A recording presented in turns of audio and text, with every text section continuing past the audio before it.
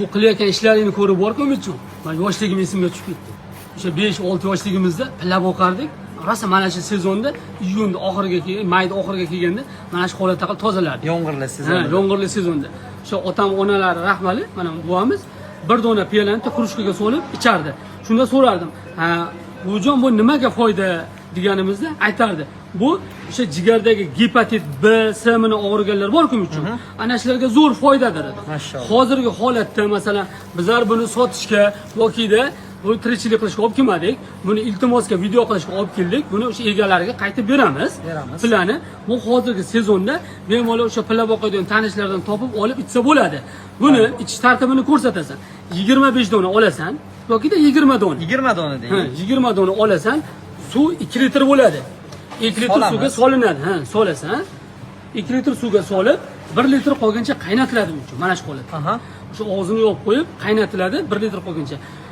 Ovqatdan oldin bir stakandan bir kunda 3 mahal ichiladi. 1 oy mobaynida. Bu degani, masalan 1 kilo pilla olsang, senga 1 oylik yoki 2 oylik. Bu bir kurs ichingda bo'ladi. Gepatit B sani eng zo'r davosi mana shu bo'ladi. Buni gepatit B S bilan shu og'rib yurgan, qiynalib yurganlarga jo'natib qo'ying.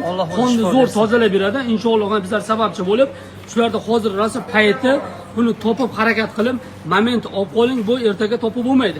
Bu lekin hech qayerda sotilmaydi. Faqat pilla boqayotganlardan iltimos qilasiz. Buni mana hozir ajratyapsan-ku. Xo'p. Endi buni holati agar bermasa, mana bu holati ham bo'ladi ichishga. Tayyor chuvilgan holatdagi. Bu ham ichishga bo'ladi. Sababi bunda ham o'sha pilla, vitamin hammasi qonni tozalovchi bo'ladi. Bunga nisbatan kuchli bo'lmaganlar ma'lum bir miqdorda bu ham yordam beradi. Endi buni topish ozgina qiyinligi uchun mana bu narsani bemalol topsa bo'ladi. Jigarni chuqur tozalab beradi, xudo Xudo xolasa, inshaalloh zo'r. Bu amalda sinalganda. Juda ham foydali. Mana misol uchun YouTube'da o'sha Hoji bobo kanallarida bor. U misol bir qiziq ko'rsalaringdan bo'ladi, bemalol. Inshaalloh juda ham foydali ham manfaatli bo'ladi. O'sha gepatit B S'larda qonda virus borlarga juda ham zo'r foydasi, juda ham yaxshi. Alloh shifosini bersin. Alloh shifosini bersin. Inshaalloh bizlar sababchi bo'laylik. Nima uchun? Amin.